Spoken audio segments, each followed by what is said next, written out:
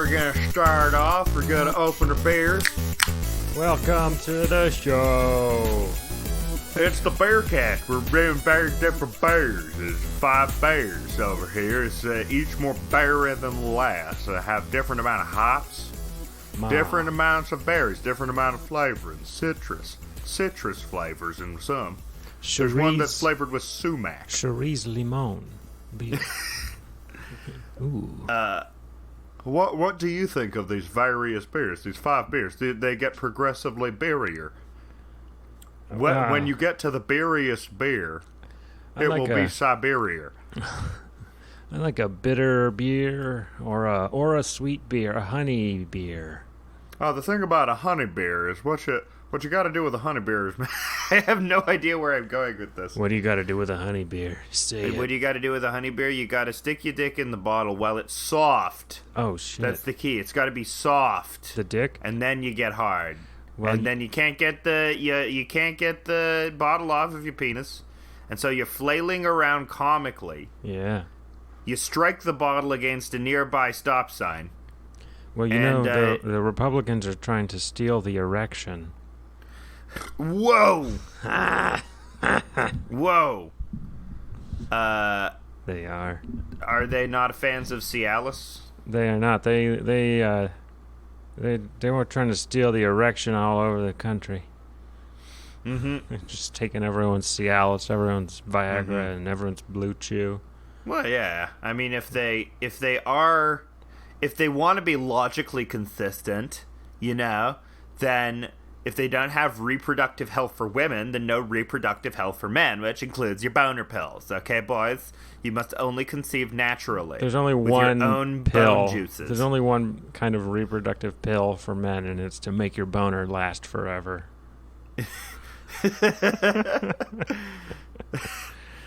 Man, would you take the Perma Buddy? I guess that's the question. Permasoft or Perma Boner? I'd have to go with Permasoft. It would be. Yeah, well, Perma Boner will kill you. So the pill is just a slow suicide pill then. Right. You just die. Why would a Perma Boner kill you? Because then all the blood just goes to your dick and you die. Is that? Yeah. I don't know if that's how that works. It just keeps getting bigger and harder until you die. Okay, I see. I see. So like the dick overtakes the body. It's like a big dick. It's like a dick tumor. Yeah, it just explodes. Explodes all over you. The rest of you, you kind of shrivel up, and then the dick just kind of separates and walks off. And that's a really good bad genie wish. Like you encounter a genie and he gives you cursed wishes, and it's like, man, I want a bigger cock, and it's like, it is granted. And yeah, that's what happens. Because of your hubris, Mike. Now your dick is gonna grow until you shrivel, and it's just gonna be a large penis with a tiny shriveled man attached to it. That'd be great. It eventually gets its own legs. It gets glasses and a briefcase. Yeah, the eyes grow on the head. It wears a fedora to work and starts a fucking union. Yeah, the big man penis organizes. Organizer. Or the organizer. The organizer. You see that guy? He's a big dick, but he gets things done. Yeah. It writes itself. It does. It's just like that Sylvester Stallone movie, Fist. Because he's arm wrestling, and all the arm wrestlers' arms are way bigger than the rest of their bodies. No, he's in the fist boxing competition. Oh, fist boxing. Yeah, the fist boxing where you fist 2 dudes, and they're your boxing gloves, and then you have to fight against another dude who also has 2 fisted dudes, a la boxing gloves. Man. And then it's really hard on the twinks. They're all twinks. They all got to be twinks. They have to be verified by the Twink Committee. Liberal Hollywood media. Exactly. With their fucked up movies. You can't have twink representation.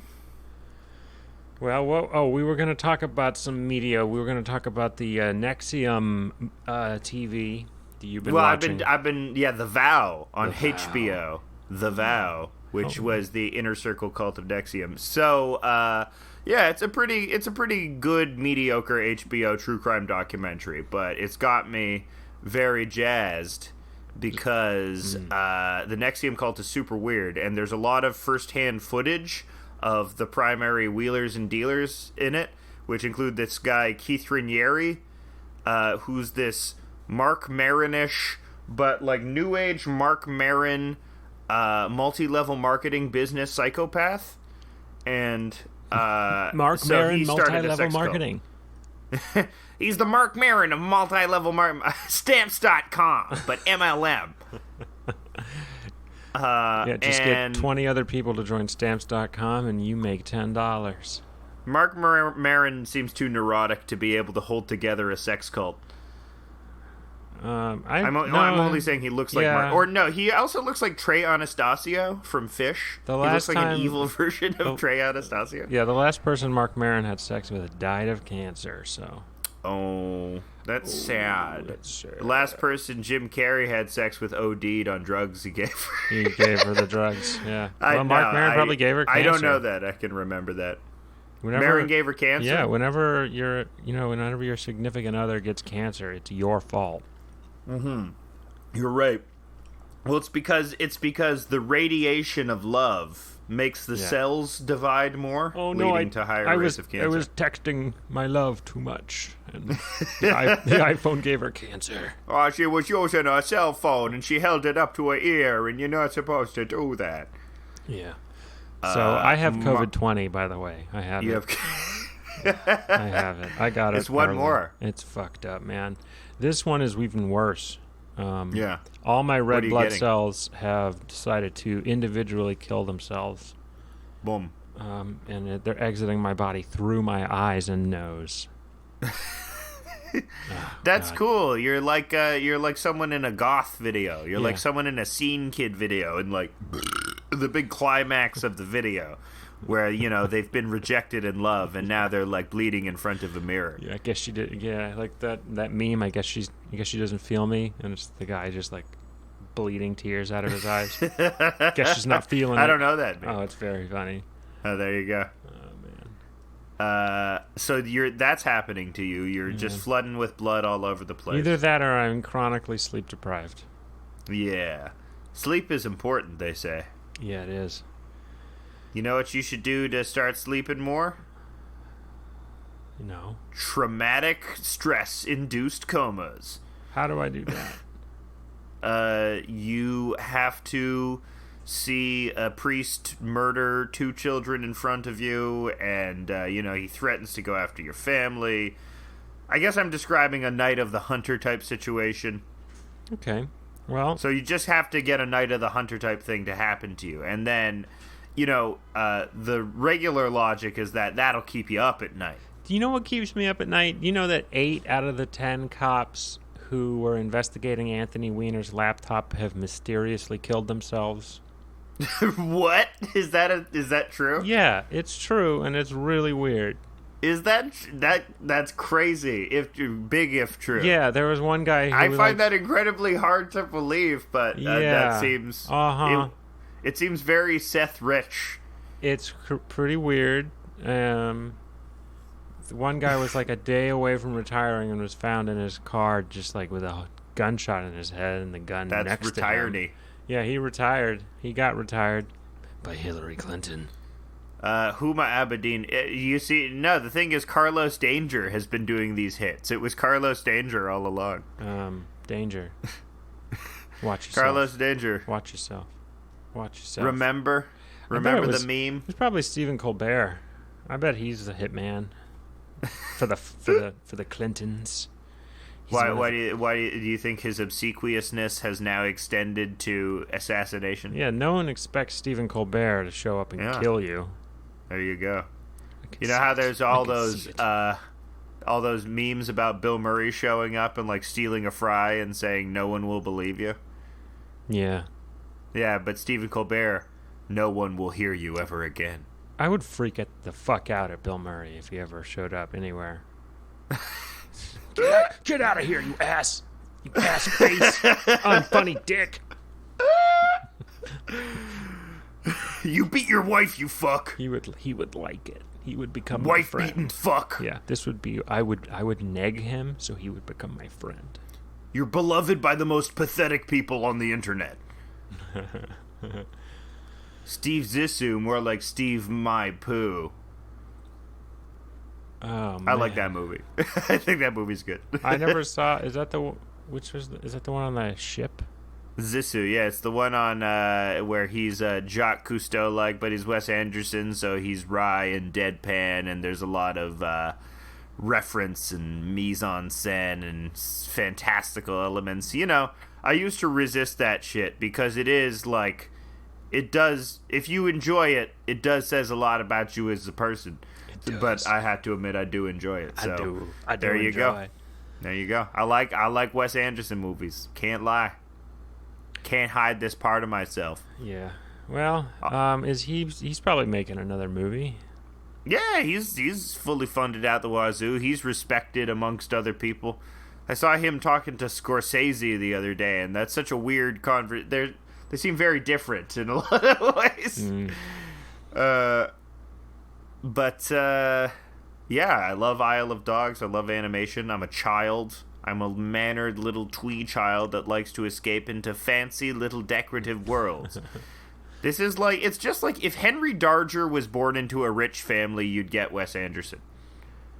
Was he born into a rich family? He was rich, yeah, he was well. He went to private school. Rushmore is about his life of being a private school. A private school boy. Went to private school with Owen Wilson. I'm a private school boy. It was like Harry Potter in Texas. Wait, so they went to St. Mark's?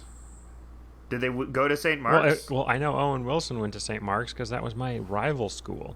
Oh, okay. Then Wes Anderson probably also went to St. Mark's. Okay, I know exactly. I applied there, but they weren't opening a class when I applied there. So they don't open classes in 4th grade. I would have gotten in if I had waited another year. But you could have been Wes Anderson. Yeah, right. That Rushmore is nothing like St. Mark's at all. But that's funny. It's a heightened fantasy twee version of that. Yeah, but it's not. I guess it seems more East Coast than what is depicted in that movie. St. Mark's is, I mean, they are rich AF. They have their own like observatory. That's fucked up. It's pretty. Why sweet. should any one high school have an observatory? Do they let the black kids come and use the observatory sometimes? Probably, yeah. I think they do. I mean, you know, private schools well, good. Don't have I don't know. Don't have racial quotas, I don't think. No, but I don't know why I said the black. I did a Joe Bidenism there. There's the normal kids and the black kids. There's the poor kids. But what I meant is, did they let the poor kids come and use the observatory? I don't know. St. Mark's is not a Catholic school. It was not Catholic. I went to the rival, so we weren't really rival. We were sort of right. Was it a one-sided rivalry? Yeah, we were the academic rival, but not the real rivalries in football. We were not even in the same football division. So we weren't really able to be the real rivals because we were not able to play them in football. So we were like their academic rival, but they're a different Catholic school. The Jesuit Catholic school was their football rival. That makes me think of like a Wes Anderson football movie, a Wes Anderson high school. Wes Anderson does Friday Night Lights, which I think is a very funny idea. The funny thing about someone could make a very funny '90s movie about all the boys' private schools in Dallas, because there's like 4 or 5, and they all have weird rivalries. And it's very funny. They all have different uniforms, and then they all have different. They all have rivalries that also go over to the realm of the fairer sex, because there are girls' schools, and so some of the boys' schools want exclusive rights to some of the girls' schools. So it's very. That's fucking okay. Very sure. fun. It's a very fun way of doing it. I think very good. Of course, strict dress codes. That reminds me of the Capcom video game Rival Schools, which was a fighting game where the characters would beat each other. And they had, like, the Band Geek character, and he'd use a tuba to kill you. It's a perfect way to raise little tyrants. Oh my! And it's so funny thinking of these, like, because Texas as a culture is associated with independence and, you know, rugged masculinity, and you have these little Lord Fauntleroy machines, you know, cranking out like, "Oh, mummy, the Texas summer is so hot. Let's go to the polo grounds and read Walden." Yeah, they went golfing indoors. Air-conditioned golf carts. Indoor golfing range. You know what I like about land? Its availability and cheapness. I don't know what character that is. Well, this is the same school that Tommy Lee Jones went to. Oh, man, and you know, he's made of class. You know, he's a classy boy. You know, he did some cotillions in his day. Yeah, I did not do cotillion. I was antisocial at an early age. Did not do cotillion. He probably had one of those Colonel Sanders style neckties. That's a big bow. When he went to cotillion, I don't know. They probably played Earth Angel at Tommy Lee Jones's cotillion. I guess he was in Back to the Future. Tommy Lee Jones? No. Who? But no, What? Actual Tommy Lee Jones was in a situation not unlike the situation depicted in Back to the Future, where Chuck Berry's brother's band was playing a high school dance for some reason. High school. It's a very unrealistic... I was just thinking is unrealistic. Would they have gotten a black band to play a white high school in 1950s in Back to the Future? Depends on where. Do you know where they were? Is there? Yeah, it's not really said where Hill Valley is. But, what's the state it takes place in? In the 50s, yes, they would have done that. Okay. It's more about the audience. Yes. The audience wouldn't have been allowed to be mixed. Were there any black high schoolers in the Hill Valley High School that you saw that you remember in Back to the Future? I remember nothing about that.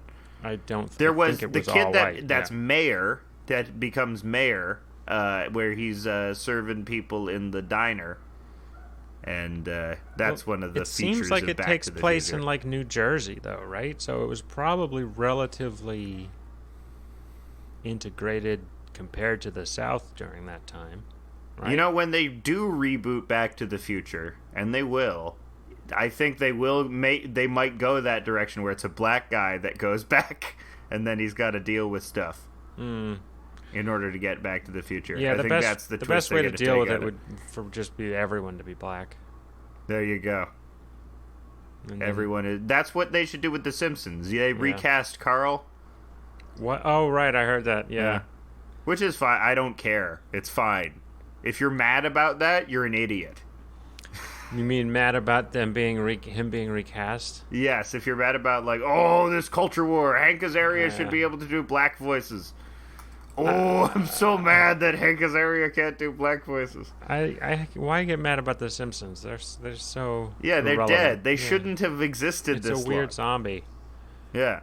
But that's what you frickin' that's my pitch is Black Simpsons. You just do you reboot The Simpsons, but they're just black now.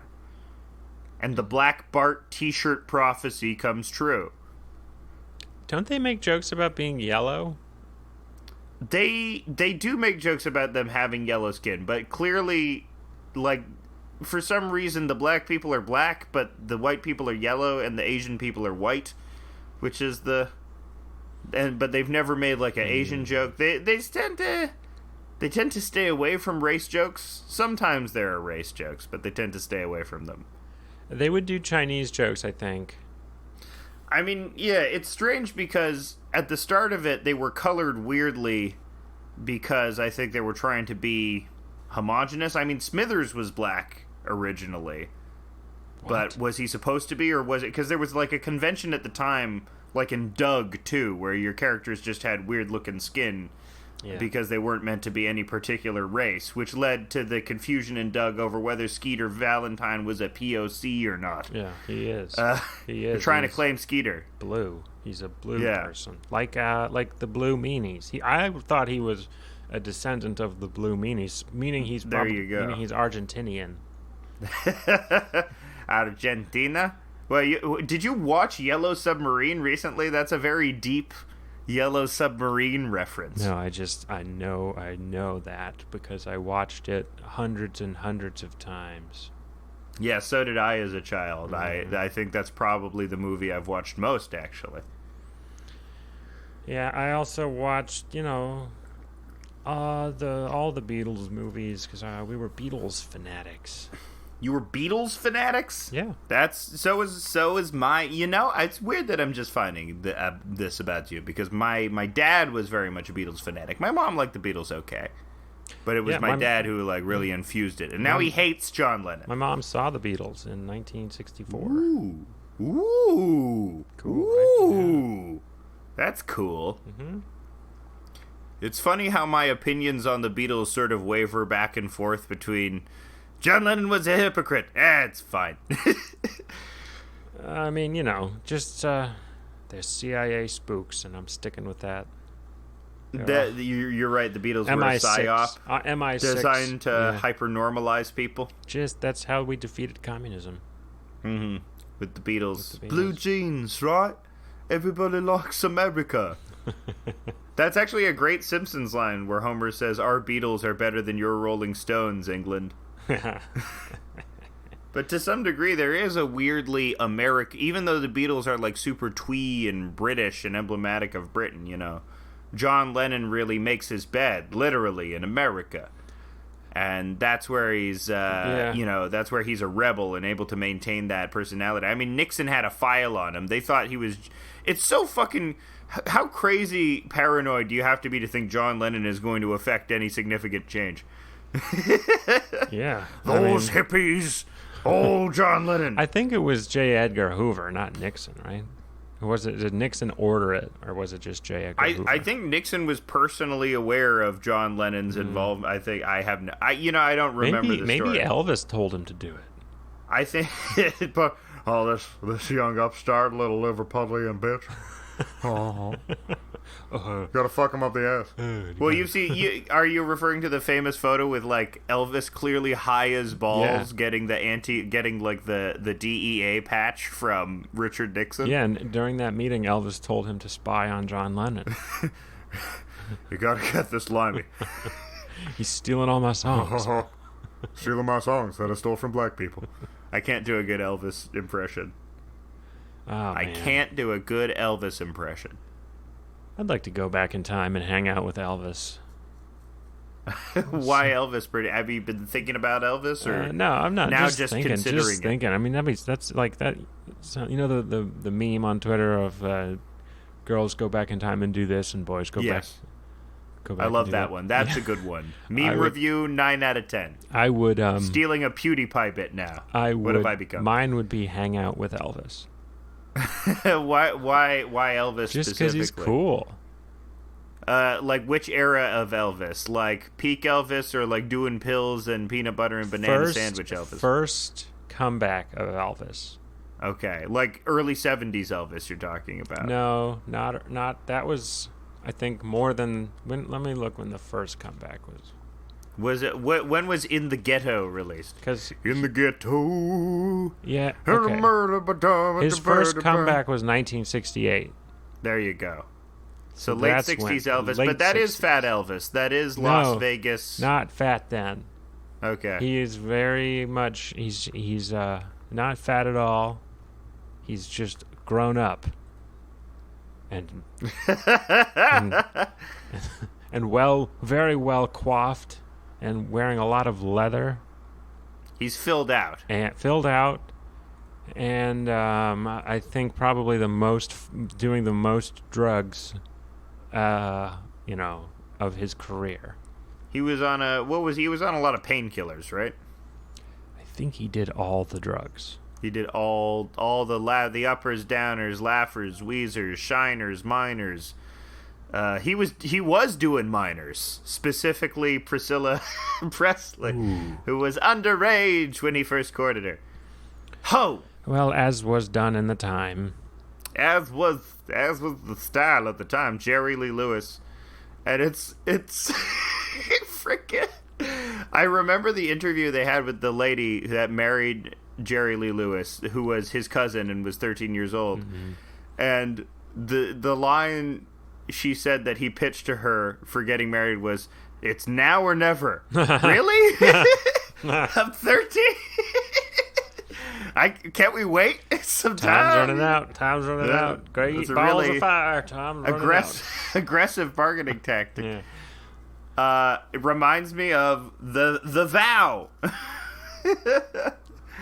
Nxivm, the Nxivm cult. It's so fucking funny. Well, any cult with branding is going to be pretty funny. Yeah, so everyone knows that it involved the Smallville actress Allison Mack. Everyone who, like, comes across as, like, one of those vapid self-improvement people. Yeah. Was she in that Nickelodeon show? What Nickelodeon show? Alex Mack? No, that was the wonderful Larissa Oleynik. Olenek?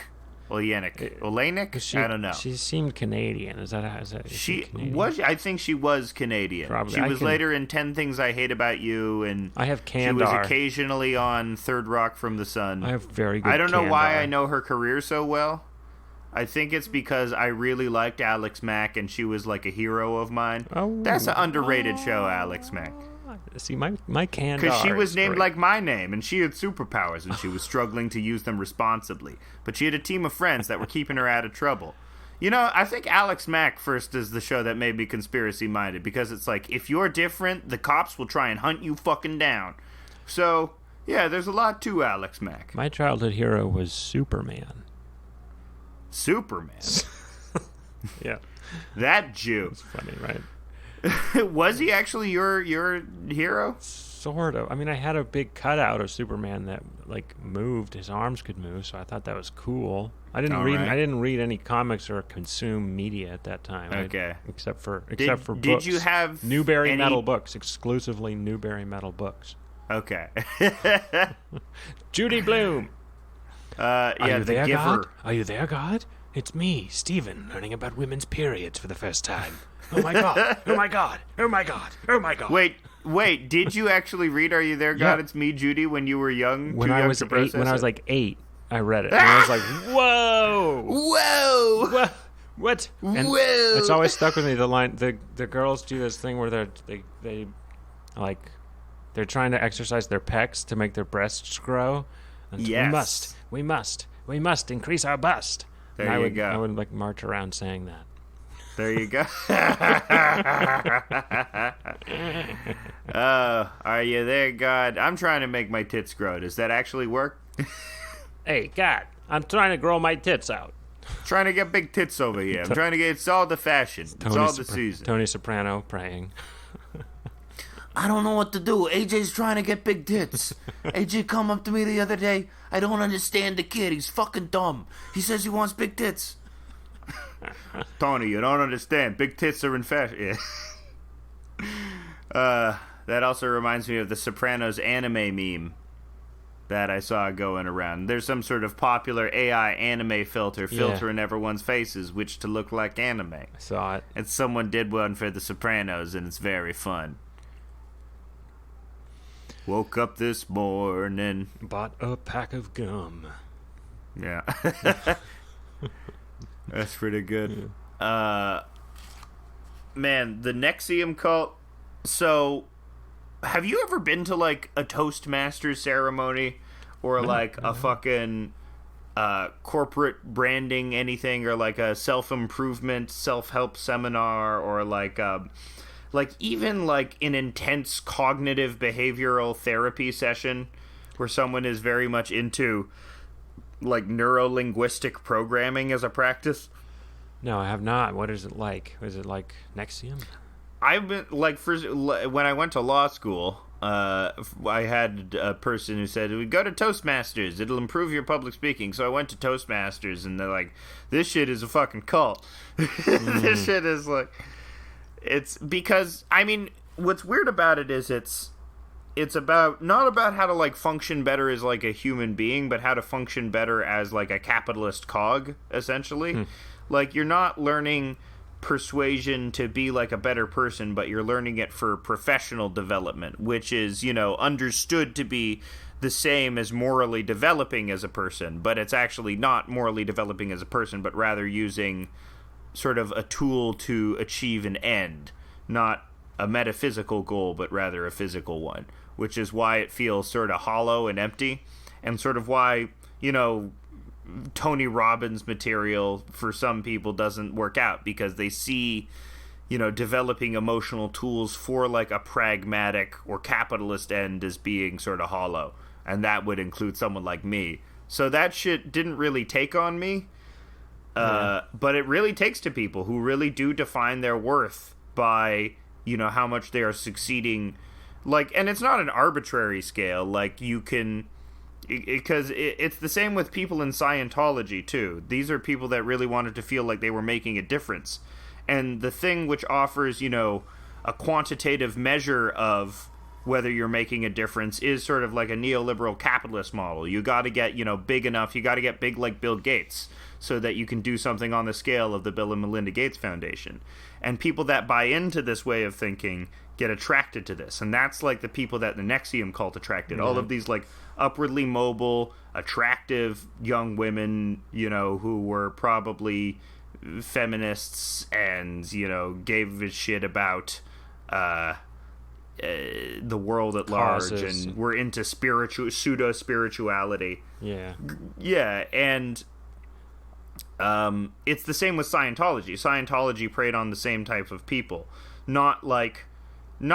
It's not proletarian like Islam or Christianity is, where they sort of go after anyone. It's very much aimed at a specific type of sort of upwardly mobile person that sort of exists in the Western world and not in a lot of other places. And that's why I found it interesting. These people who are much more attractive than me have much lower self-esteem than me, which is nice to know. So much that they join a cult and not know they joined a cult. And they probably, these kind of people have to do constant upkeep, to maintain their looks. They end up having all kinds of plastic surgery, using all kinds of products that are bad, that are actually bad for you, bad for the environment when they wash down the drain. It's really...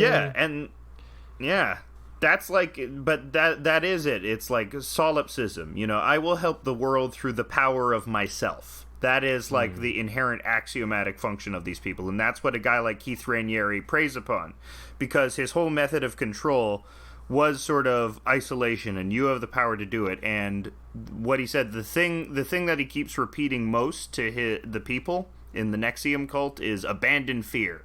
Abandon fear. Abandon fear. Fear is what's holding you back. Fear is what's holding you back. And so when you put this into your head enough, suddenly you escalate to the point where the branding just becomes another exercise to test your fear. And you're in this thing. And so there were two layers to it. One was just like the class that gave nebulous, business consulting and like pseudo-spiritual yoga mind tricks to get you more productive. And then deeper in this was Keith Raniere's inner circle, which was called DOS, which it's short for some Latin phrase, which is I don't remember it, but it was also called the vow. And so he took women and he branded them, and the brand was his and Allison Mack's initials. Like, Allison Mack was way up there. Whoa. And it was pitched to these women as like, this is about women changing the world. This is about women, really owning themselves and having a sense of agency in changing the world. That sort of language was used to couch this. And they would call each other master and slave. Yeah. So the one woman in the documentary, her master was actually a black lady, which seemed weird. Hey, she didn't notice it at the time. That's fine. And it was explained to her. But it gets to everyone. It gets to, and that's the thing which scares me about that. Why I really like hearing about cults is because it could happen to normal people. Like, look at QAnon too. QAnon's starting to get to the point where just otherwise regular people. Hey, now that stuff's real. Come on. You're right. Hey, come on. Look, I'm flexing my pecs. I must increase my bust. 5G didn't work. 5G was a failure. Dude. I'm in the 5G tower. My tits aren't growing. This 5G's really fucking me up, man. My eyes are bleeding. My ass fell out. All of my organs fell out of my ass, and it's just trailing behind me. making a slime ooze so that the government can follow me. Okay? Gallbladder. I'm like a cow that just gave birth. You're like a pangolin. Is that what they're called? Pangolin? I don't know. There's this Southeast Asian spirit, which is just a lady with her organs out. It's just a floating head, and all of her organs dangle underneath. And I always like that. It's a pangolin. Pangolin. Are you looking it up? Can you confirm it's a pangolin? No, I'm looking up the story of John Adams' perilous transatlantic voyage. Oh, you've been reading about John Adams, haven't you? He had an amazingly adventurous transatlantic voyage. What happened? Were there pirates? He was chased by the British, and they had to escape the British. They went straight into a storm, nearly sank. Then they encountered a British merchant ship that they gave a big broadside to and captured. And then they got, like, I think at one point stuck in the doldrums. Doldrums? And they were let's see. Oh, and then at the very end, he like made best friends with this guy that he wanted to like have him become like some leader in the Navy. And then the captain of the ship had them. They needed to fire a warning shot to a different ship. And John Adams' favorite seaman was firing the warning shot, and the cannon exploded and severed the guy's leg off, and then he like bled out over the course of a week. That's no good. Yeah. So that was a slow death. I bet there were a lot of mea culpas. But there were a lot of tender words said, like master and commander style. The reason he was taking a transatlantic voyage was to get to France, to try to get France to join our side in the Revolutionary War. And they did. Well, they did, but they didn't want to, and he had to deal with the wily Comte de Vergennes, who was the French foreign minister. And the Comte de Vergennes was very haughty. It's very haughty about American independence. But I might add, he failed to secure much material gain for France, despite supporting us with the Navy, as was desperately needed in order to win the Battle of Yorktown to have Cornwallis surrender. Fucking Cornwallis. Good stuff. Good stuff. Why are you so into the Founders lately? Because there was high adventure. Tally-ho! Yeah. We are going to a new country. Yeah. Let's get on our horses! Rattle our sabers, boys! Yeah. We're going down! I'm going to cross this ocean with my army, and then we will attack the British at London itself, if need be. I think that's why we like statues, too, because there's like a Tolkienish vibe. Did you ever... I think in past episodes I've referred to J.R.R. Tolkien's sort of very pessimistic view of the world and how it's reflected in Lord of the Rings. That everything... it's not even time as a flat circle. It's time as a spiral downwards, right. Which is everything repeats, but it's much less grand and more inconsequential every time it repeats. Yeah, but Tolkien and in is the Lord of the Rings, the first age is the greatest age, and it keeps these cycles of creation and destruction. Like, we're like in the fifth age or something now, but he was talking about like the second or third. Yeah, Tolkien, all that stuff is real. It's all real. It's all very real. Peter Jackson. The eagles are real. Yeah, Peter Jackson's a notorious dwarf man who was the correct person to transmit it to film. Although I dislike the Peter Jackson movies. You dislike Peter Jackson? Really? He's got more good than bad. Meh. You don't like the Frighteners? I like the Frighteners. I guess I would have liked it to be a little less Hollywood. What about Dead Alive? What about Heavenly Creatures? Whatever. I like the weird King Kong. That was a weird movie. Naomi Watts wants to fuck a big ape. It should have been David Lynch directing The Lord of the Rings. With that, David Lynch was Kyle MacLachlan as Gandalf. Kyle MacLachlan as Aragorn would be awesome. He should have been that Gandalf. Would be fucking killed. Gandalf would be Harry Dean Stanton, obviously, if he were still alive. Nicolas Cage as Frodo. Or, no, Gandalf would be David Lynch himself. Fly, you fools! You shall not pass! Excuse me, I need you to speak up. He was also... David Lynch was... You know how he was offered Return of the Jedi, right? What? Yeah, George Lucas offered David Lynch Return of the Jedi because he had won Oscars because of Elephant Man, and so he was like a really hot commodity at the time.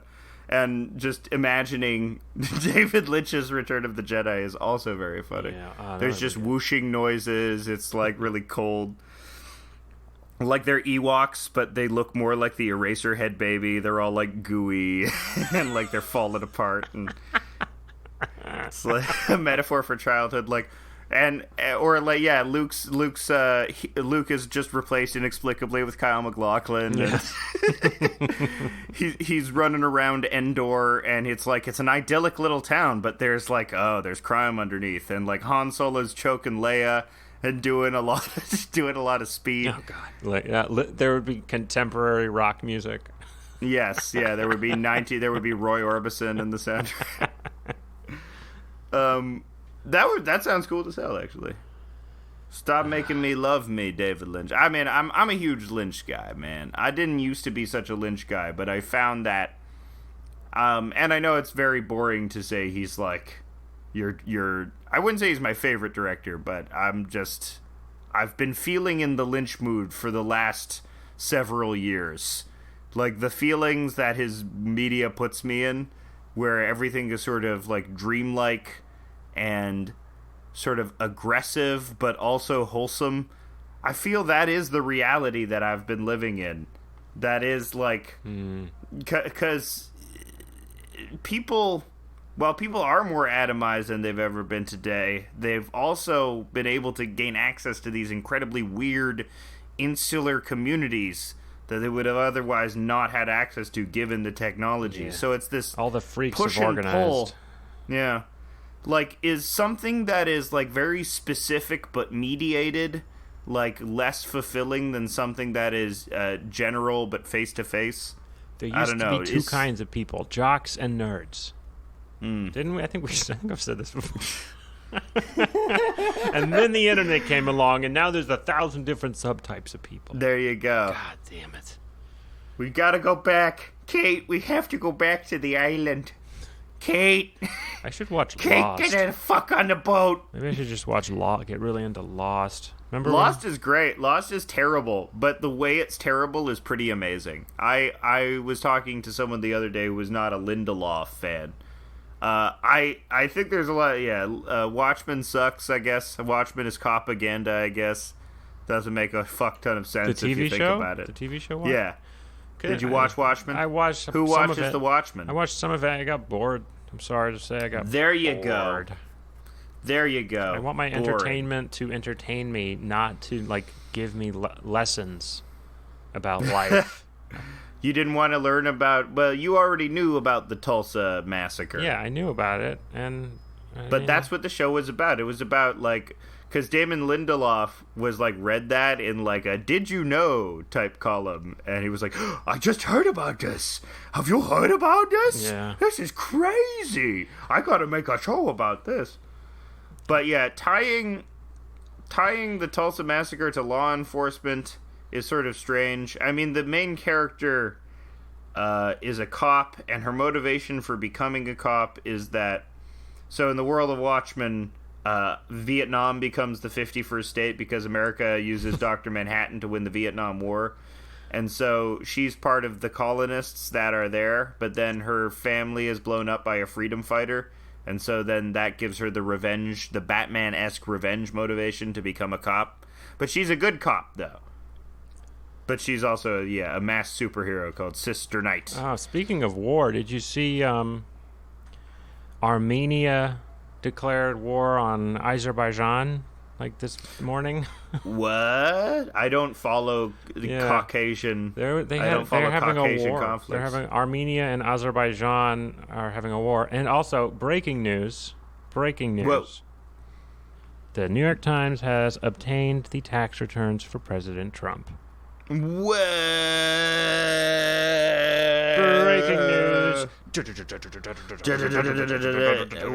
What consequences will this have? Breaking news. Breaking news. Donald Trump paid $750 in federal income taxes the year he won the presidency. There you go. It's not a lot of money. $750. That's it. Okay. Well, he probably didn't make a lot that year. In his first year in the White House, he paid another $750.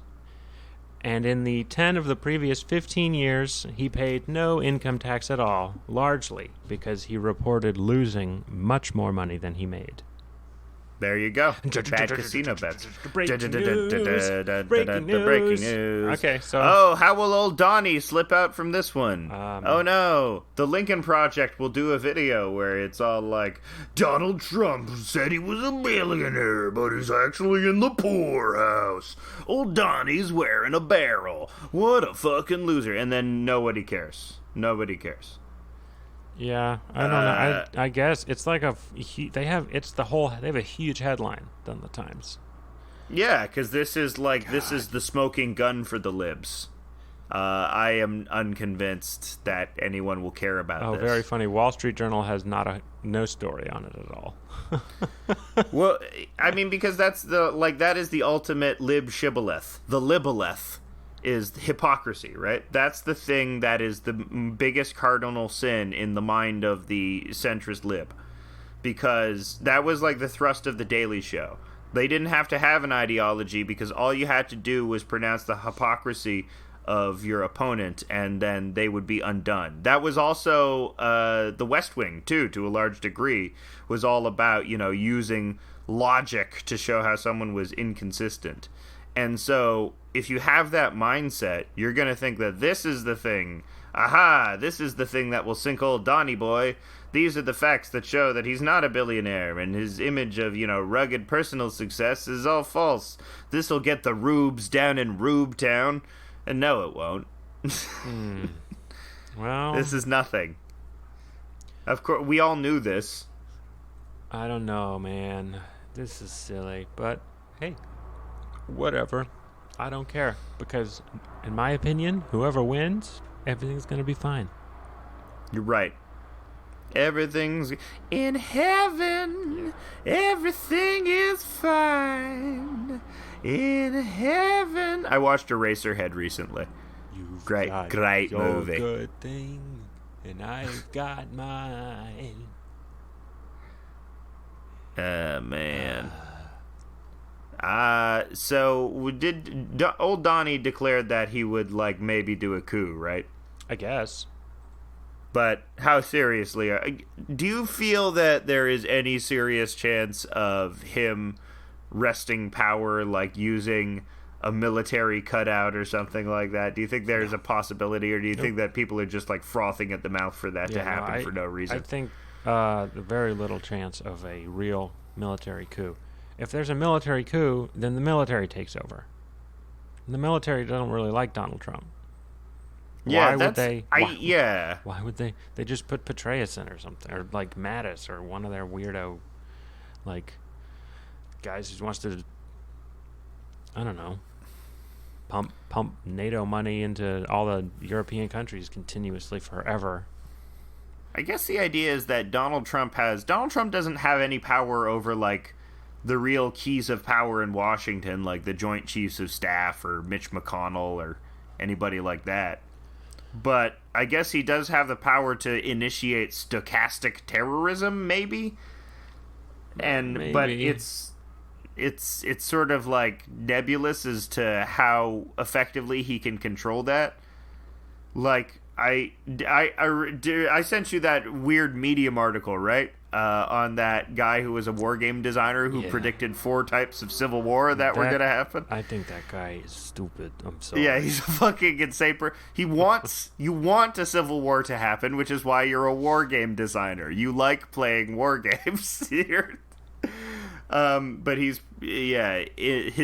best case scenario was if Biden wins, and even in that scenario, it's the American Revolution, because the MAGA chuds are gonna rise up and they're gonna be like, I don't know. I don't know what his thing is. We're gonna have to reclaim. We're gonna have to take the power back. I don't really think the MAGA chuds are gonna do any rising up. I don't really see that happening. People got really freaked out by the Michigan militia doing a protest, and it's like, what? Like, why? What? Because they did a guns out protest. Yeah. Well, because I think people. There's like 100 of them. I think people. It's like it's still the same. We don't respect that as part of a culture. We don't respect that you would do that or think that that is an acceptable way to behave. Because it's a way that fucking... It is part of our history, and it's fine. Yeah. And there was about 100 of them. And there's about, all over America, maybe 2,000 militia people. Yeah, but that's some, like, rural-ass values, you know? That's very much, like... or like ex-urban, or like, you know, you have to drive 3 hours anywhere and it's not LA values, you know? Yeah, well, I'll get canceled, but there are way more gang members than militia members in this country, so... Whoa! Spicy take. It's objectively true, so... I guess the main fear is that the gang members won't unify politically and start, you know, shooting civilians. I'm pretty sure that they have unified politically. I don't think the gang... No, they're no gang members. They're no... I don't think there are any Bloods and Crips. It's just white guys. There was... What? You don't All think the guys that got shot by the Kenosha guy were white. That's why I think that it's just white guys. Well, they're not out there. That's not what I'm talking about. But they did... They have had some semblance of unity surrounding the anti-police stuff. That would be cool. That's kind of cool, actually. Whatever. Do you think... Yeah, but I don't know. I think there's just also... There's never been a case where there has been... I can't think of a single case where there's been, like, a real, like, leftist violent insurgents, whereas... you know, in recent memory, there was the Oklahoma City bombing, and the frickin' mosque shootings, and also the black church shooting, and like the synagogue shooting. You know, all of them have been done in the name of right wing. Where I can't think of like a time like a black gang member has shot up. I mean, you know, crossing our fingers. Let's see what happens. You can't think of a time when a black gang member did politically shot up something. Well, they don't do political violence. They just do. I mean, you know, shootings have been skyrocketing in Chicago, and gang shootings have been skyrocketing in Chicago and New York. Yeah, but that's a function more of people like Lori Lightfoot and Bill DeBungalow continuing to put money into policing as opposed to like housing and healthcare and education and shit like that. Like that's not attributable to what I feel that is attributable to good old-fashioned neoliberalism more than anything else. But I'm just reducive like that. I'm reductive like that. Well, I just don't think we need to worry so much about everything constantly. Everything's gonna be fine. Everything's gonna be fine. You're right. Just stop doing the crazy stuff, and you'll be fine. You know? Just go to the grocery store, cook up a soup. Yeah, but do I think you should be afraid of the militia coming to gun you down? No. What the militia doesn't want to do any of that stuff. No. You sent me a weird post the other day. Ammon Bundy is BLM. Right? Yeah, that was funny. I mean, he was that was great. People were freaking out at him. He's the only one that's showing any consistency. Yeah, very ideological, consistent. Yeah, the cops are killing you. That's the government killing you. I'm a libertarian. That's bad. I am BLM. I'm not even sure if he's a libertarian. Well, just extremely anti-government. Yeah. He's. You might call him that Mr. Show sketch. Libertarian. He's a big bearded guy starting the People's Republic of Fredonia. Yeah. Yeah, I mean, he's like a pretend cowboy who wants to graze his cattle on federal land. Yeah. I mean, yeah, the logically consistent thing, if you are like someone that is not in favor of government intrusion, like, and you're especially, you know, what the police do frequently to black people is, how could you not recognize it as that? I mean, and of course the answer is it's okay when police do it, because police are supposed to be that violent. Because our property rights require that level of violence in order to enforce. Just looking to see if Bundy has any political views that are. Who has political? I'm just trying to see. Oh yeah, The Rock endorsed. The Rock Biden. endorsed Biden today. looking very swole. He was looking very. Yeah, very, very human growth hormones. I'm ready to endorse Biden. I have worked out enough to where my muscles. The Rock says he's ready to endorse Joe Biden. Yeah. Dude, I used to call him Jabroni Biden. When he was with Obama, I voted for Romney twice. I wrote him in in 2008. I saw something great on Twitter. It was not that great, but yes, we got Joe Stalin, we got Joe Biden. When are we going to get Joe on time? Yes. That's good. That's good. Carp Mala. We all love Cop Mala. So what do you think the odds are that like Biden dies 3 days before the election? I think they got him pumped full of keep him alive juice. Full of adrenochrome. Yeah. They got him. Yeah. He's gonna be alive. You know, and Biden will most likely win, and then Trump will most likely run again in 2024. So keep that in mind. You could. No, The Rock's going to run in 2024 as a Republican. Oh, that would be great. Yeah, that's what people have been saying in response to The Rock endorsing Biden. He's going to try and be like a unity ticket Republican. Which I think could work, you know? I don't think America can go back to normal presidents after this. Like, how could it possibly go back? Like, America should just lean into its weird celebrity culture and only elect celebrities as presidents. Yeah, Meghan Markle would be great as president. I've heard that too. Meghan Markle has been considering it. The revenge of George III. Because it is just basically our elected king. Yeah. There's no reason why we need one guy as the figurehead, except for the fact that we like that idea. Like there's not like executive decision making wouldn't be hindered by like a consortium of 3 or 5 people, but no, we need the one guy. We need the king, you know. We should have a king, and we should have an aristocracy. Yes. And everything should be by birth. I mean, we do have an aristocracy. It's just we don't call them stuff. Well, we have a meritocracy. You're right. And an oligarchy. I should claim divine right over stuff. Yeah. Hey, those shoes? Hey, you see your fucking shoes? I got divine right over those bitches. Give them to me. Give them. Yeah, go to the mall. Is the mall open in Toronto? You got the mall? Yeah, we got lots of malls open. I recently went to a mall to buy a big Lego. One Lego? One big Lego. One big Lego, I'll have one big Lego, please. Yeah. I want to build it. What? Want to build with it. The man who looked like me, except he was 6'4" with a ponytail. Who packaged it to me knew exactly what I wanted. I'll return to my store where I give the insults. What is the line? The comic book guy line? How he has to go back. He has to go back.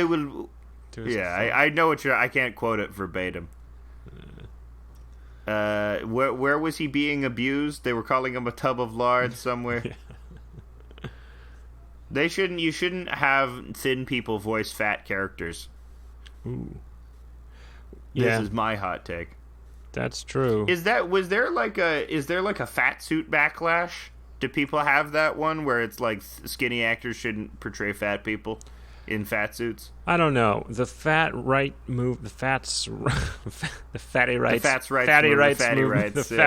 movement. I haven't been keeping up with the fatty rights. I haven't been keeping up with the Lindy West. Yeah. Is that her name? Yeah, she's off. I always called her Lindy England. Yeah, she's off Twitter now because it was too toxic. It's too toxic. Yeah, I get it. I'm not famous on Twitter. I bet if I had people calling me a cunt like 24/7, it would get old real quick. Yeah. I mean, hey.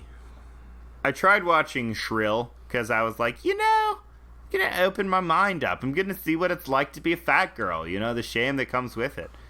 People insulting you constantly. It's just saying that you look like shit. It's more that people just don't see you at all. If I was a fat girl, I would eat a little dum. I would eat a little. I would eat a little. I would eat a little bit of. If I were a fat girl, I would eat a little bit of Ben and Jerry's spicy rum. All day long, I would eat a little rum. If I were a rich girl, yum. If I were a fat girl, yum, I should say. Yum. Does Ben and Jerry's have a rum flavor?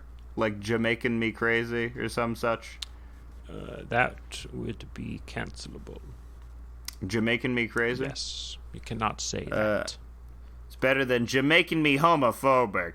There's a very high incidence of homophobia in Jamaica. So I was reading, do you know the Catholic monarchist Sohrab Armani? Yes, I am very familiar with the Catholic monarchist Sohrab Ahmadi. No, I'm not familiar with the Catholic. What, is he an Indian fella? Hold on, I have to find him on Twitter. Why have you been reading him? Why? Because he. Oh, because you're becoming trad. You're right. I'm becoming trad. He wrote a conservative review of both Midsommar and Hereditary. Did he like them? Yes, he loves them. That's fun. It's hilarious. What does he say about Sohrab? What does he say about him? Sohrab Ahmari. Sohrab Ahmari. He's an op-ed editor at the New York Post, and he talks about demonic matrilinity. Ooh, that's a fun take. It's like it's about how the left and liberals are turning men like impotent, and they're using them just as vessels for procreation. You could take that from those movies. Oh, you could absolutely take that from those movies. He loves them. He loves the movies. Yeah. He's like, Ari Aster's a genius, and he's my favorite filmmaker. Yeah, when you think about it, the women in those movies are the source of the trauma for the men. Well, he thinks it's a condemnation of modernity, and he's literally like a theocrat. He wants like... Oh, so he wants to exist in the Midsommar world, or he thinks that that's like bad, like that's bad paganism? Oh, well, he says that the weakness and shallowness of modernity is allowing paganism to creep back in. What? That's crazy. Mm-hmm. That's a funny position. I feel like modernity is the solution to paganism. No, the solution to paganism is a giant Catholic army. Whoa. Man, one time I was in Brooklyn and I saw a bunch of people in fucking Klan hoods like walking down the road. What? And I was fucking scared. I was like thought about running for my life, but it turns out it was just Spanish Catholics. Because you know how they wear, what are those things called? Oh god, I don't know what they're called, but they're big pointy hats. Mm-hmm. And that's what Spanish Catholics wear, and they look like the fucking Klan. Because it was white too. Sometimes they wear them and it's blue, and it just looks creepy, but they don't look like the Klan. But these was full on white people, white robed, pointy hatted people. The funnest thing down the street. The funnest thing about being like a stupid person in the 18th century was that most of the political problems basically seemed to be like hat problems or hat differences. It's like, well, the guys with the tri-corner hats don't like the guys with the pointy red hats. Mm-hmm. And then there's guys with the two, like the ship guys have the different longer hats. Then they can wear them either sideways or vertical. It's the hat stuff. I don't think we've left the hat dichotomy. I mean, the biggest modern one is the fedora. You know, the association of the fedora. Now we look down upon the fedora users. They're addicted. And you ever see a guy in a boater? Stay away from that guy. I don't see anyone wearing hats around me. I just see masked people, and I don't have to see what anyone looks like anymore. And I don't talk. I had one interaction this week with a guy outside of the grocery store. That's nice. Who was like, "Oh, you should move your car," and I was like, "I think it's fine." And I got home and I was like, "Oh God, too much social interaction this week." I frequently talk to the people at my dog park I go to. Any news? Well, it turns out that Karen's getting an abortion. Oh, what happened? She got knocked up by her brother Phil. Oh, really? It was some incestual rape. Really? That's what happens at the dog park. Those are the things you learn about in an intimate scenario where you're rubbing each other's animals and you become unguarded. Yeah. Oh my God. Well, you just hear about everyone's sexual assaults constantly. I'm just filled with all of these informations. This will be an unpopular segment. Maybe she was coming on to you. Maybe she was coming on to you. She was, yeah. People. That's how people come on to me. That's how people do foreplay. They sense because of my kind eyes. They sense that I will be open to their very visceral stories, and they unload on me. Okay, I'm kind of continuing the bit here, but that actually happens to me a lot. I do have people are very open with me because I do think I'm non-judgmental. I have a non-threatening aspect about me.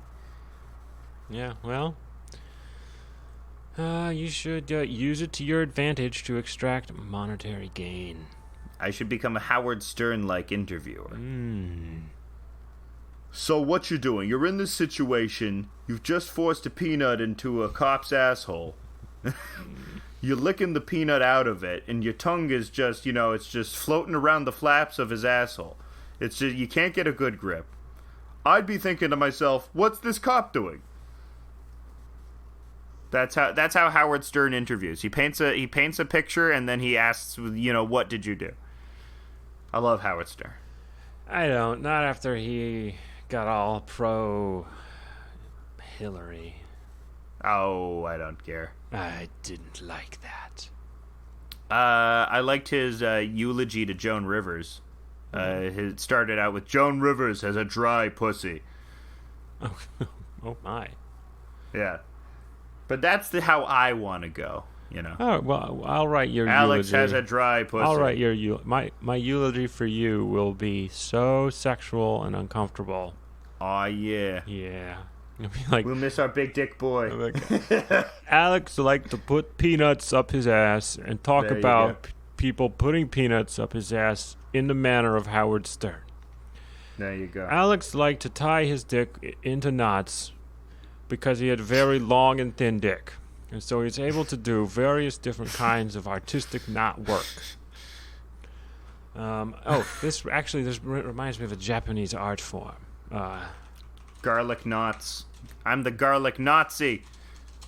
No, it's this Japanese art form called kintsugi.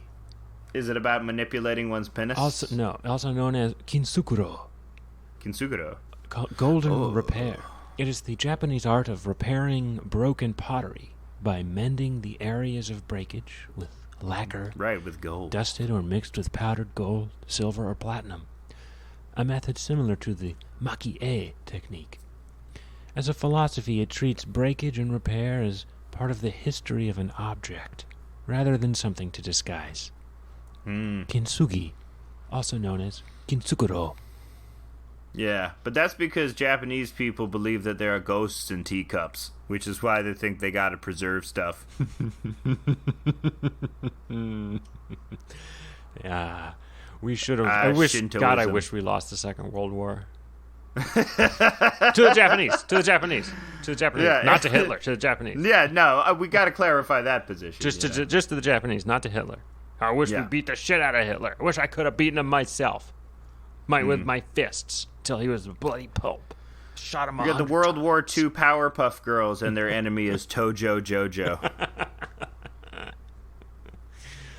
That is my. I think that could be funny. They're doing a reboot of the Powerpuff Girls that's written by Diablo Cody, and they're all going to be they're going to be traumatized from their life as child superheroes. That's the premise. I think this is a bit. No, that's not a bit. That's actually happening. What? I don't believe you. That's one that's actually in the works. I don't know if it's going to come to fruition, but I read about it. Well, I don't mind Diablo Cody. Only Juno is bad. Her other movies are pretty good. Even Jennifer's Body. Didn't see Jennifer's Body. Or what are her other movies then? I don't know them. Young Adults and Tully. Didn't see them. And The United States of Tara is also pretty good. But yeah, Juno is the one that ages the worst because it has Rainn Wilson going. Yeah, I saw Juno and I didn't want to see it, and then I saw it and I was like, this is okay. It's alright. I mean, it's very of its era. If you like the moldy peaches and people saying very twee things, and people being very quirky. Do they all have Charlize Theron? 2 of them have Charlize Theron. Is she playing like the same? It seems to me it looks like in Young Adult. Is she playing the same the same part as in the rest of Development? She's playing a similar character in that she's like a bitter older lady, but Young Adult she's sort of playing a childless, weird career woman, and in Tully she's playing a mother and a stressed mother. I kind of want to watch Young Adult. This looks hilarious. Young Adult is really good. Young Adult's an amazing movie. It's very funny. And which is why, I don't cringe about Diablo Cody. I just want to get back together. Like those kind of Diablo Cody cringe. Those kind of movies make me laugh. Yeah. People debate. Yeah, Young Adult is really good because it's like more in the Charlize Theron proves she's a good actress by debasing herself sort of genre. Oh, no. Monster or what's another movie where Charlize Theron debases herself? I guess Mad Max because she's bald and masculine in it. I'm gonna want to rewatch Mad Max 2. Mad Max Fury Road. Not Mad Max 2. I want to rewatch Mad Max Fury Road. Mad Max Fury Road. They're all good. I just love Tom Hardy. Tom Hardy's he's the boy. If I could go back in time and hang out with one person besides Elvis, it would be Tom Hardy. It would be Tom Hardy in the 2010s. It would be Tom Hardy before he got swole. It would be, yeah. I don't mind. I like him swole. I like him swole. I'd like him anyway. I'd like Tom Hardy anyway, anyhow. Good boy. The good boy Tom Hardy. He's just cool. He's just the coolest guy. Who is the coolest guy? Who is the guy whose masculinity that I would deign to model myself after? Who's like, they're a really cool guy, I guess Sam Neill is an obvious choice. He seems to be living his best life. His Twitter account is odd. It's wholesome. He's got a farm in NZ. I mean, I like Richard E. Grant. I like his... You're modeling your masculinity off of Richard E. Grant? I would love to... I found a James Blunt tweet from 2010 that was vaguely referring to Withnell and I, and I replied to it last night and quoted. There you go. Did the full Withnell and I quote. Because James Blunt in 2010 was like, no one says the word umbrication anymore. And I was looking up the word umbrication. It's similar to liniment. You rub it on yourself for heat, and at one point in Withnell says, have you got any umbrication? And I says, what for? And Withnell goes, to rub on us, you fool. So I quoted that to James Blunt. There you go. Now James Blunt's going to get a surprise. Yeah. In his notifications. Yeah. His bell's going to ring, and he's like, oh, his butler's going to come in with an iPhone that he uses once before throwing away. Didn't James Blunt recently get scurvy for doing the Jordan Peterson diet? Oh, God. Yeah, I think that's a thing that happened, is he did an all-carnivore diet and then got scurvy. Oh, so there's going to be a Mad Max prequel. Pirates are all like, I love my scurvy wife. So you're doing the Mad Max prequel? Just with a Mad Max prequel? Yeah, with Charlize Theron centering on... Oh, my. Oh, it's going to be about Furiosa. Yeah. Everyone loves Furiosa. Yeah, girl boss power. Hashtag girl boss. Girl boss. Who are some great girl bosses throughout history? Samantha Bee. Indira Gandhi. Catherine the Great. Catherine the Great. Yeah, Theodora of Byzantium. Samantha Bee.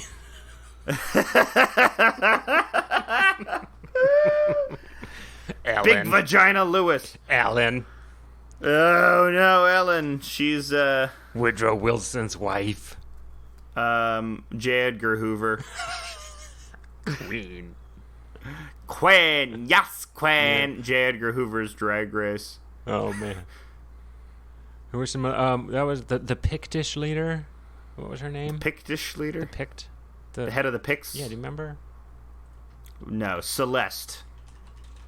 Morgan. I'll have to look it up. Parnham Ballyhoo. Forgum Bagarbabarb. Barbara. Shunt Hunter. Shunt Hunter. Queen. I'm Shunt Hunter. Queen of the Picts.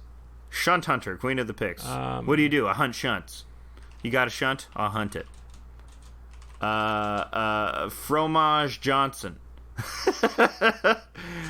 Good evening, I'm Fromage Boudica. Johnson. It's Boudica. It's Boudica. Yeah.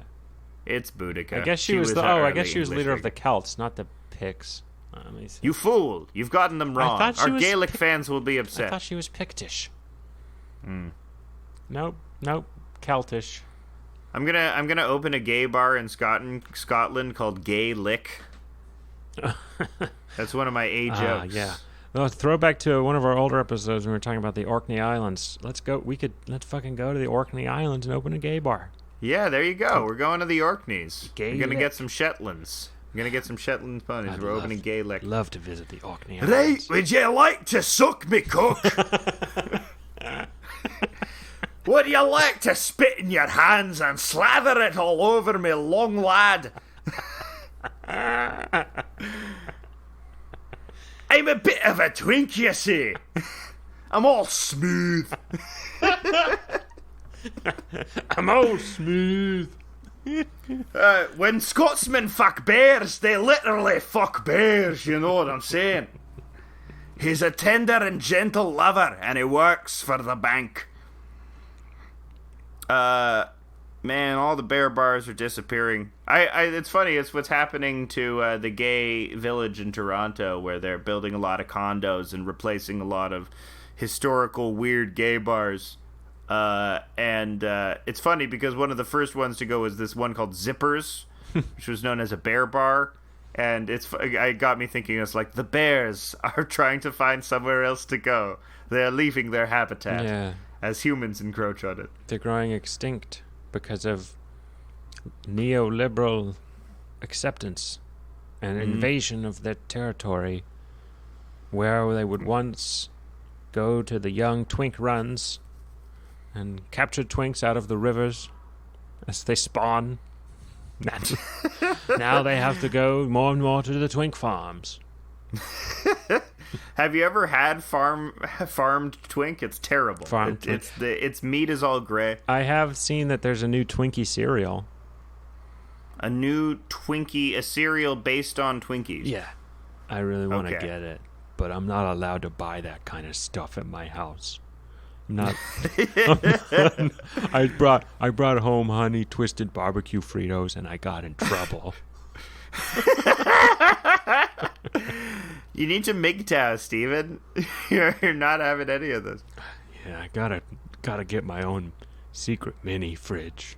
You gotta get. Did you hear about the MTA people having a secret dude base underneath the subway? Yeah, I saw that. Yeah, you gotta get one of those. I mean, the fact that there were beds down there kind of creeped me out. Yeah, that's creepy. It's like Parasite. Yes, it is like Parasite. It is like Parasite. Men should be able to develop a technology where you're able to crawl into your own asshole and that's your man cave. Yeah. Or just you can put a TV in there, have my Nintendo Switch in there. Crawl in your best bud's butt. Yeah. My best bud. Bro, get him a man cave. Hey, bro. And like while you're in there, you're hearing his voice, but there's an echo effect on it. You can talk to each other. Team killing. And one of your bros gets into your asshole, and then you get into your bro's asshole, and then. Oh man, it's like Russian doll. Yeah, you can play as a team. That's a LAN party. Yeah, that's a modern LAN it's party. Like a Russian doll. Yeah. Infinitely recursive. Those are beautiful things, like fractals. A man in an asshole. in an asshole, in an asshole, in an asshole, repeating for eternity. So did Marx... Maybe we're just in God's asshole. Did Marx believe in free will or what? I don't know what Marx believed about. I assume he did believe in free will because it's like... Well, how do you square that with the historical determinism? I mean, I know that... I think you can argue that an individual can have free will, but systems, because they're so dependent on... because the way that you construct it and the way that it sort of remains in its structure sort of guides the free will of people to the point where they don't have a lot. If I may use an example of Twitch Plays Pokemon. Remember Twitch Plays Pokemon? Yes. How everyone... Eventually, they got to Pokemon. Eventually, you get to the end goal. You kick the can down the road no matter how many people are shouting directions at you. So that is my shitty analogy. That was a really shitty analogy. And I made it. And I'm not going back. Well, on Wikipedia, it's apparently still an open question. As to whether he believed in free will? Yeah, he had something different. His Gattungswesen, or Gattungswesen, which is generally translated as species being or species essence. It refers to the nature of each human and of humanity as a whole. This is too complicated. We have no free will, is the answer. That's not true. I don't believe it, Dad. Wait, so are you a free will believer? Yeah. Do you believe in free will? Yeah, buddy. I sure do. I don't believe in free will. I think I don't believe in I don't believe in free will, which is why I'm a socialist. That's a big critique of materialist thinking is you don't have agency. Yeah, I don't think we do have that much agency. Yeah, you do. I mean, we do, but in terms of... we're just stimulus response machines. We're just pleasure robots. I don't believe it. But that's because I'm a tradcath now. You're a tradcath. You believe that we're gifted with a divine spark. That's gay. Yeah. Divine sparks are gay. Free will is gay. Yeah, I'm gay. We're in control of everything. Yeah, of course we'd like to believe that. I'm gay about that stuff. You're gay about free will. Ooh, so the idea that God gives us a meaningful choice which necessitates the existence of the devil. Yeah, buddy, I'm gay thus about making him an important in the pantheon of tradcath values. It's not all just... Everything is not just political economy, blah, blah, blah, material conditions, blah, blah, blah. God exists, and he is angry with us. It's the allspark. Mm-hmm. God exists, and he is... It's Calvinism. Yeah. Hardcore Calvinism. Well, no, that's deterministic, too. I'm not a Calvinist. In the 80s, we were focused on Calvin and Hobbes. Now it's time to be focused on Calvin and Jobs. Well, these are just some of the grand ideas I'm grappling with in my giant dome of a brain. your big ass, big ass beanbag chair of a brain. Thoughts that no one else has had. Catholic, you're a modern day Augustine. You're July Steed, September Steed, Jerry, Berenstein. Yeah, any month, Stein. Getting too Jewish. Oh, Augustine sounds Jewish. Yeah, don't trust him.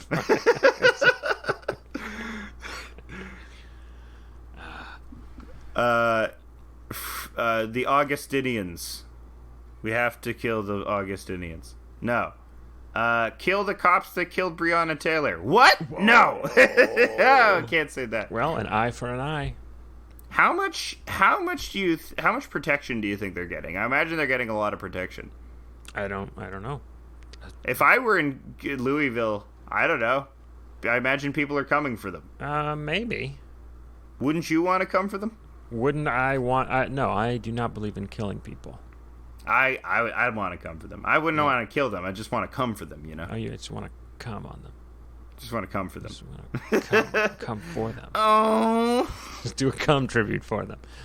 Yeah. I'll shoot you as many times as you shot Breonna. Oh, okay. You're going to get canceled now. Come on the cops. You have been canceled.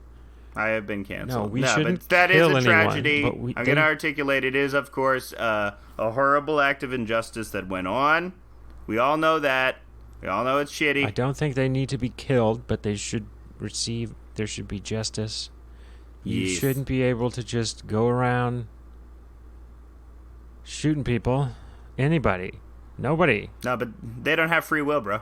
So well, it's okay. Right. Well, the other critique, I mean, if you want to get into critiques of it, is like everyone on the left is like, property? Who cares about property? And then with Breonna Taylor, they're like, that guy that was shooting, that shot the cop, he was defending his property.